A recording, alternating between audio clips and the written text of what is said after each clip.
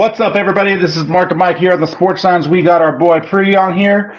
Hopefully, everyone is having a good week so far here on this wonderful Tuesday. We have some great things going on, y'all. Obviously, we wanted to give real quick credit to our sponsors, Black MP at Just go into blackmplivingwater.com, enter the promo code the Sports Signs. You're going to get 35% off the order.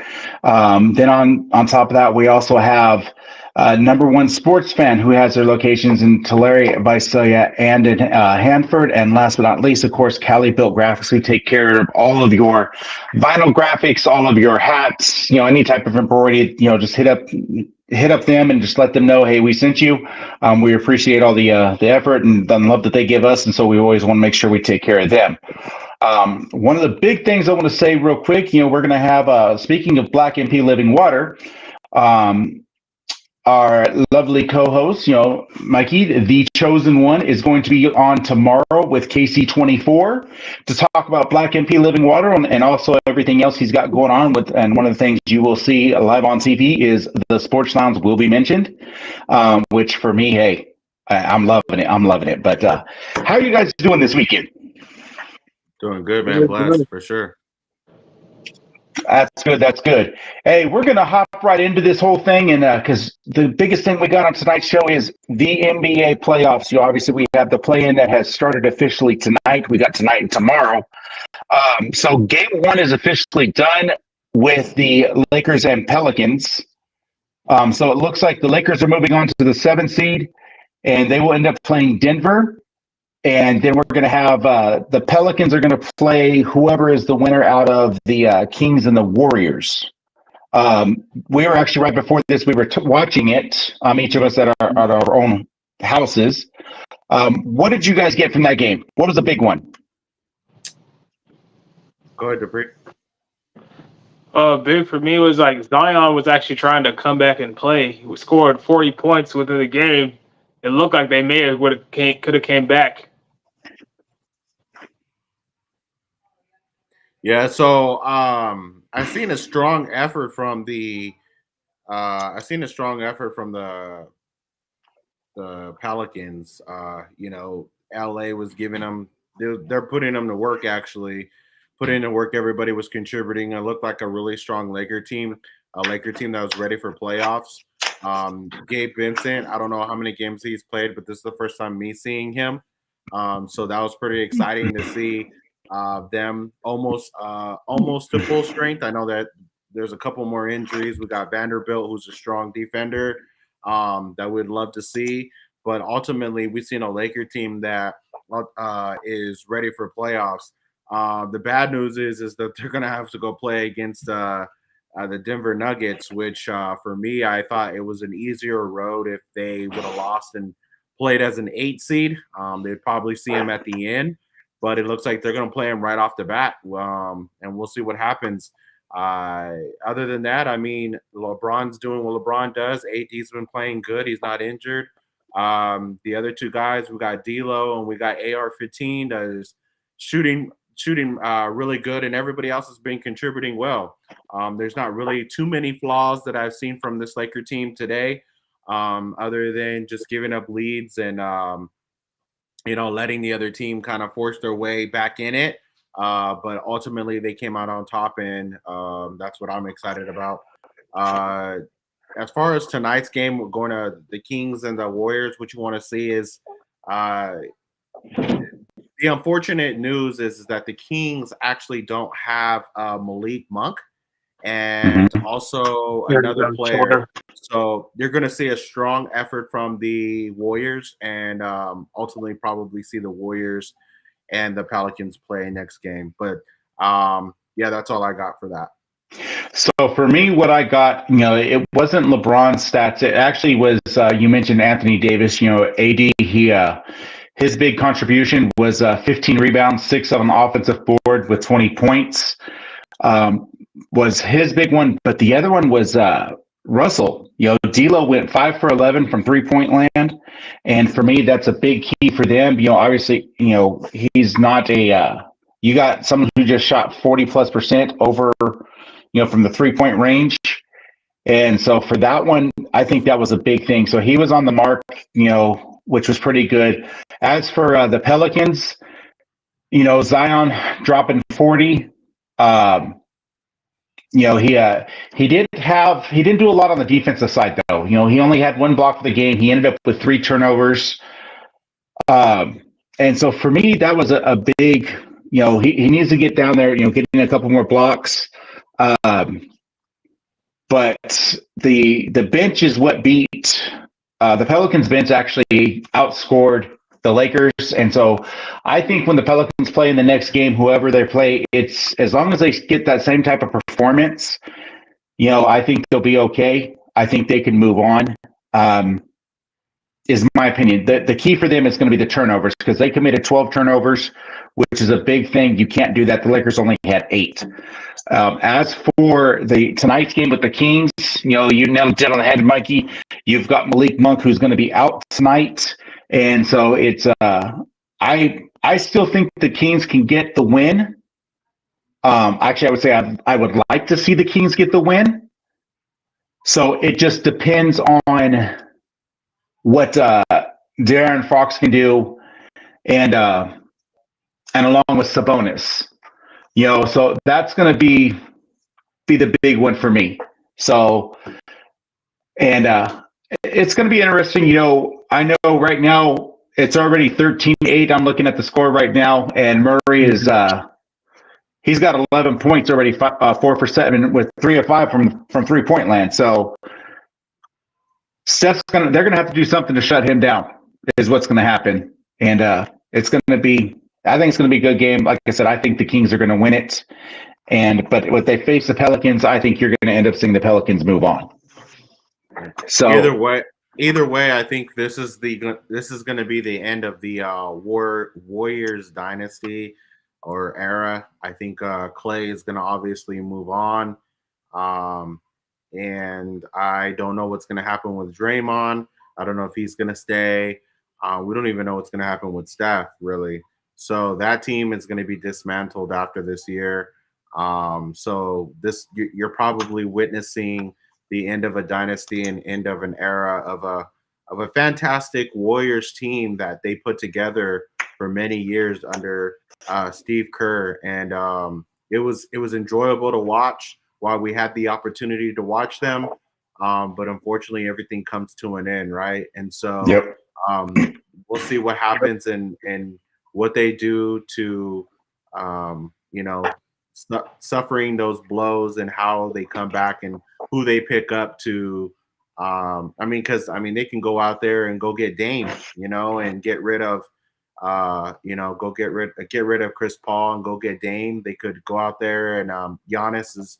I don't know what Giannis's contract looks like, but they've been speculating Giannis and a couple of other players. So it could be a lot of trade and seeing what happens with this Warrior team, and seeing even if Steph stays there or he continues his journey somewhere else. But it was fun to watch, and I just wanted to say it was really cool to be able to witness just a dynamic team and a team that changed the game from the perimeter.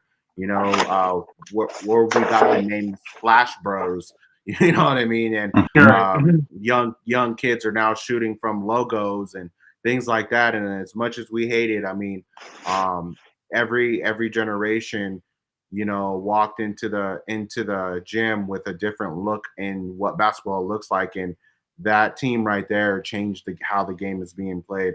But it was exciting to see, and we'll see what happens next year. But just to keep that on record here, we're seeing the end of a great run with the Golden State Warriors. I don't know what your thoughts are on that, but that's what I have to say about that.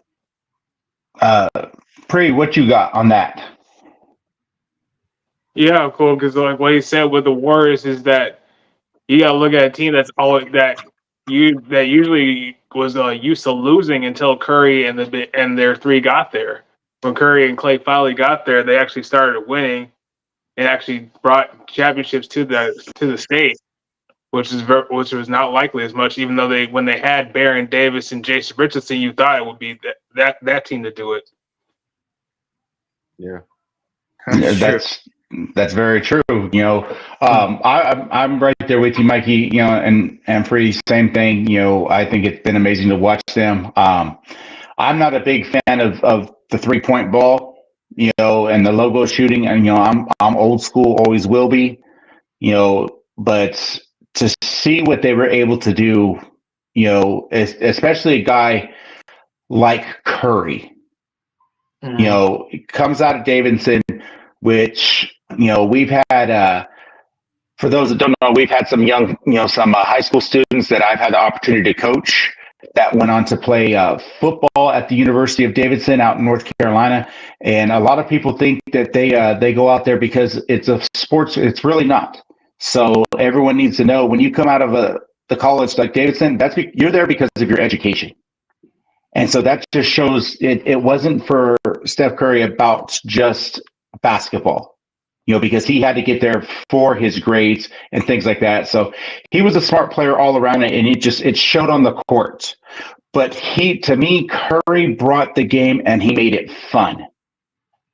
That's what I enjoyed to see. You saw him having fun all the time. Yeah.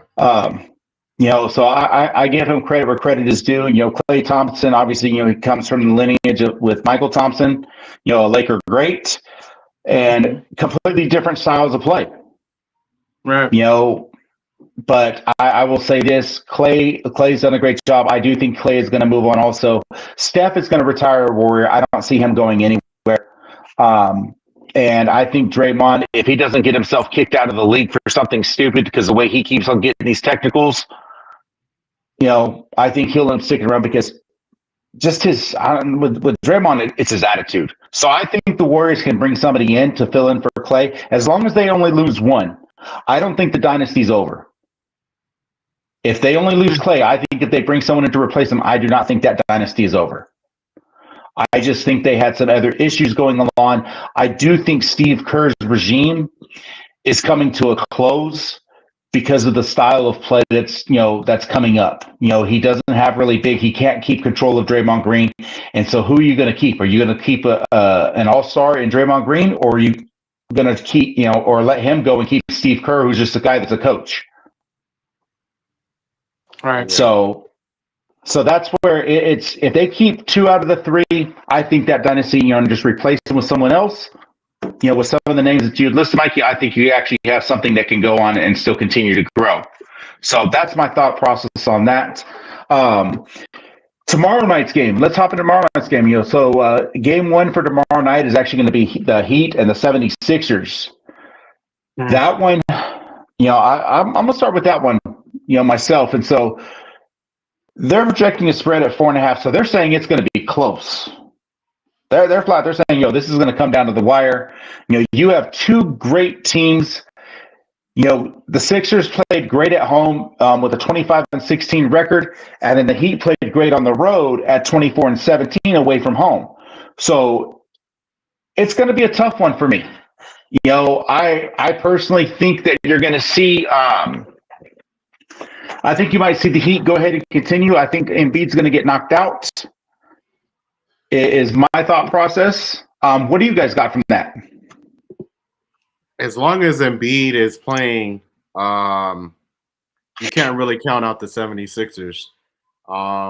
And the way that he's been a force, I just cannot just eliminate him altogether. I think that's probably going to be the best game out of all these play-in games, is to see that matchup.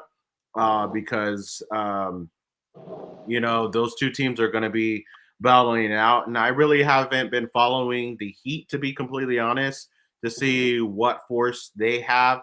But I mean, you can't count out Duncan, right? Robertson, and the way that he's been shooting the 3 ball. It's really going to come down to Jimmy buckets. Let's see what he can do, in the playoffs. But really, if Embiid has a great game, I just can't put money on the Heat beating the 76ers.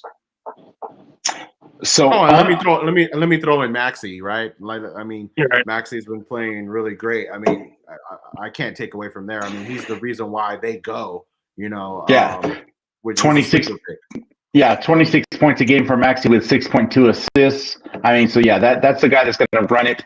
But the catch is Joel Embiid is actually a game time decision. So that's going to be tough. And I think the person that's going to be that is going to be critical, it's not going to be Jimmy Buckets. It's not, because even Duncan Robinson's game time decision. But the person I think that's going to be the key is going to be Tyler Hero, coming off the bench for Miami, and I think he's going to be the factor that's going to help them move on.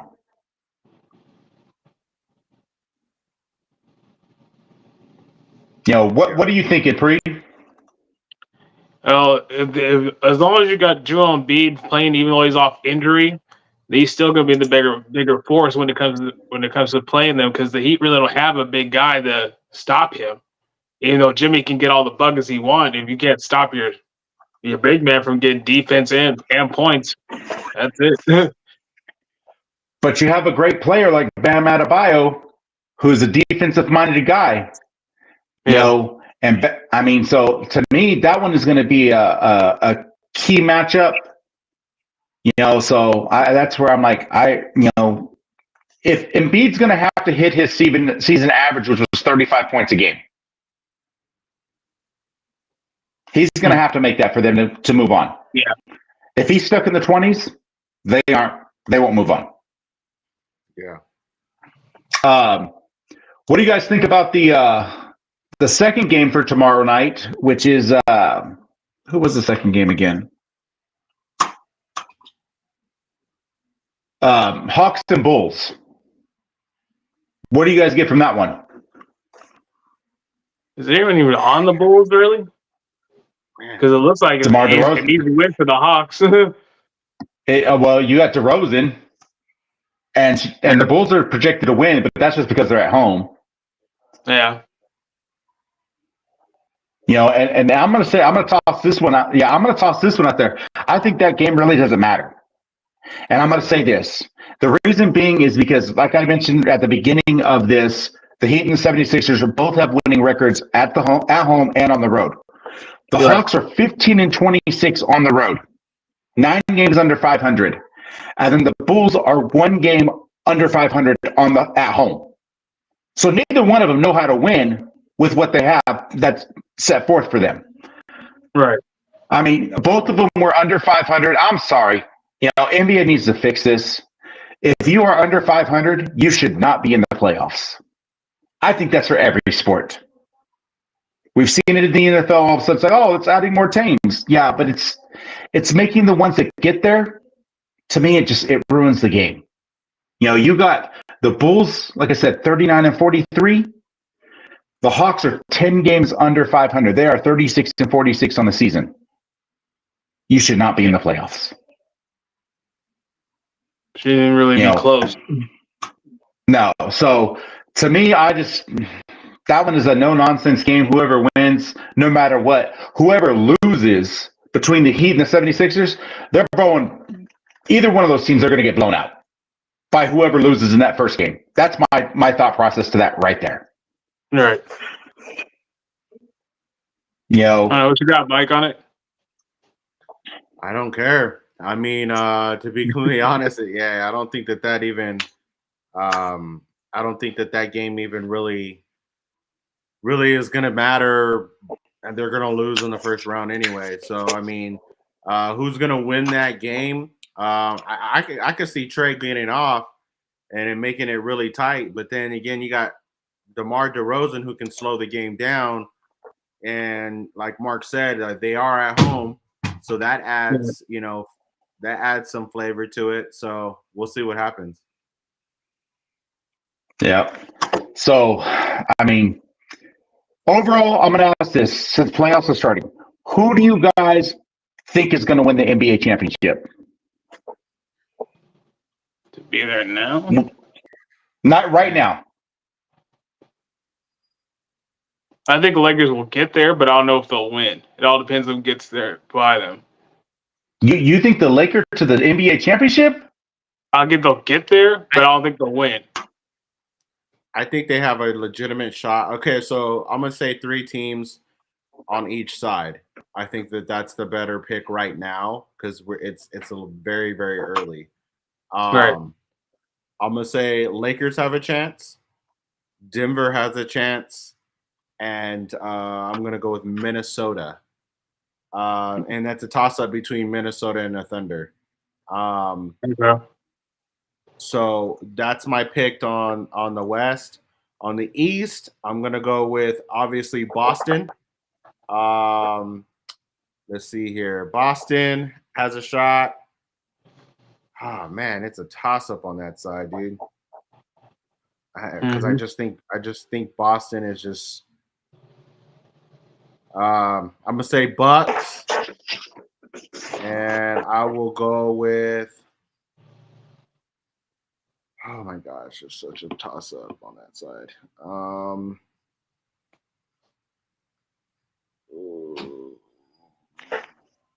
New York. I'll go New York. I'll go the Knicks. The Knicks? Because of Brunson and the way that they've been playing.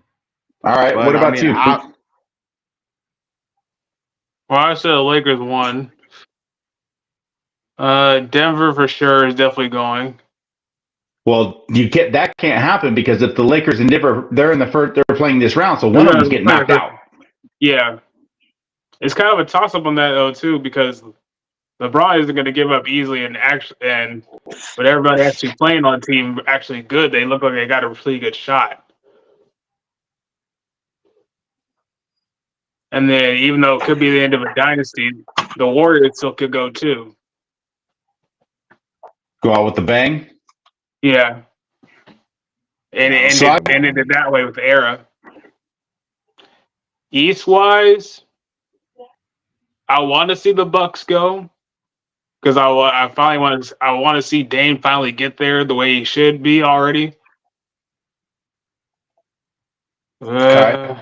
Boston for sure. Boston will probably end up going because Jason Tatum does not stop. Probably definitely end up going. Third,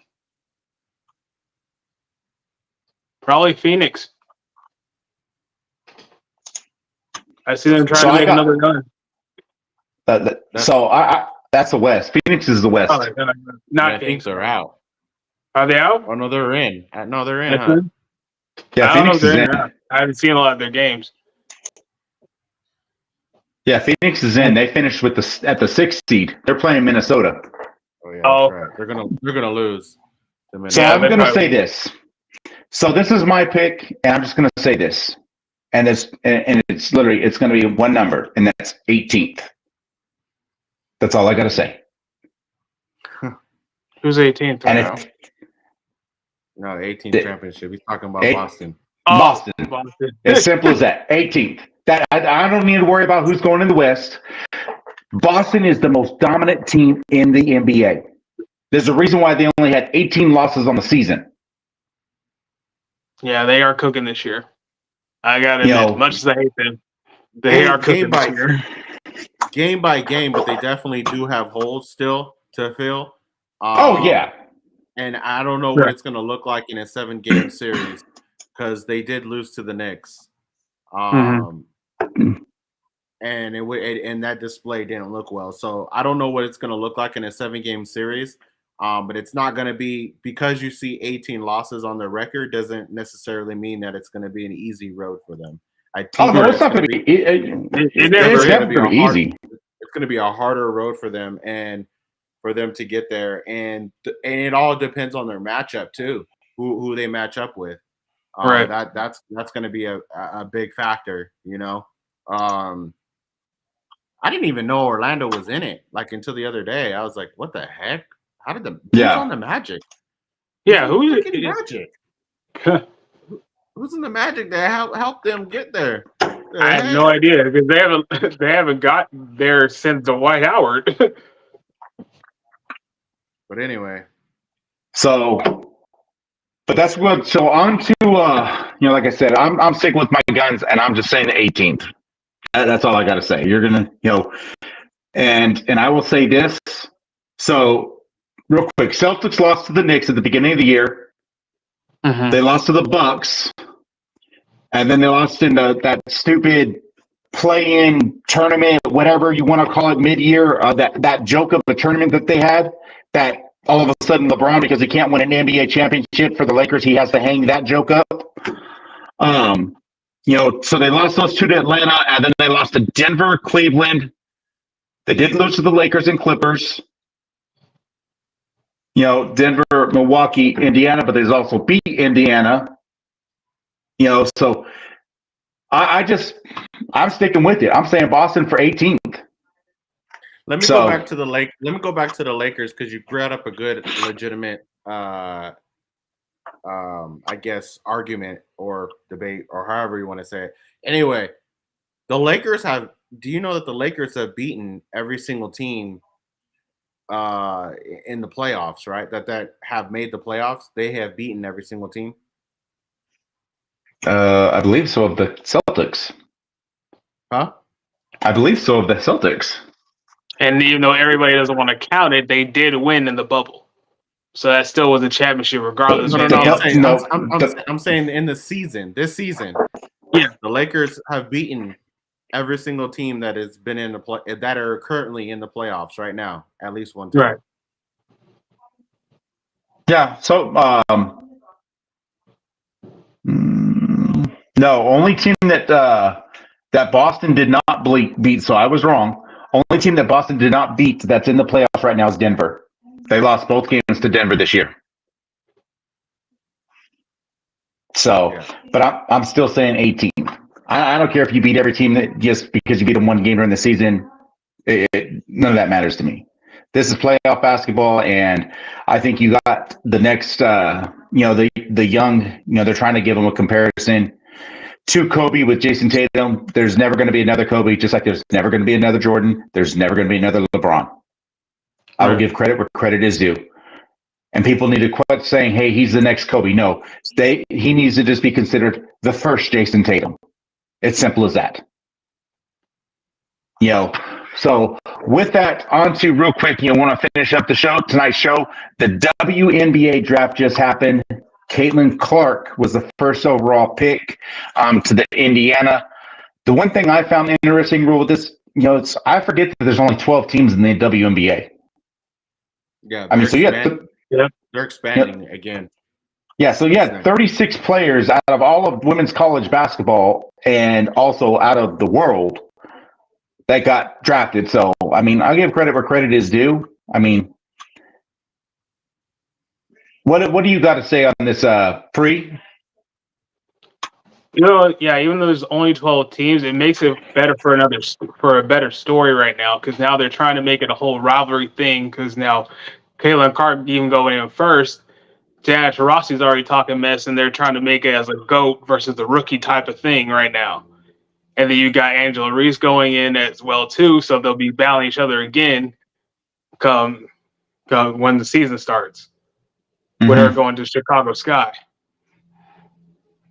So it's good they're actually making a story out of it because people are actually going to watch that because they're trying to make it as Diana Taurasi being their GOAT and seeing if Caitlin Clark can beat them in the rookie as the best rookie coming in. Yeah.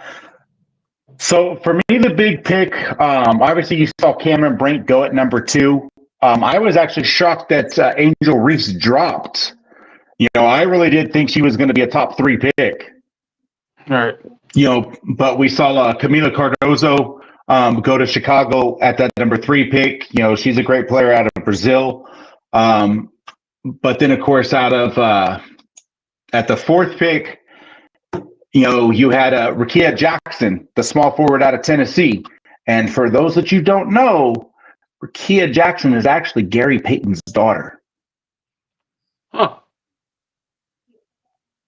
So that right there, she's a great ball player, but Angel Reese going, what was impressive is the fact is that Chicago pulled off the trade. So they ended up with both Camila Cardozo and Angel Reese. You want to talk about a front line, a center and a power forward with those two? Dude, good luck. Yeah. That's all I got to say is good luck. Yeah, and that's ultimately what I wanted to talk about a little bit is number one, I was a little disappointed at the fact that she did drop. I think Angel Reese is a better all. She's gonna give you more than Clayton Clark would have gotten.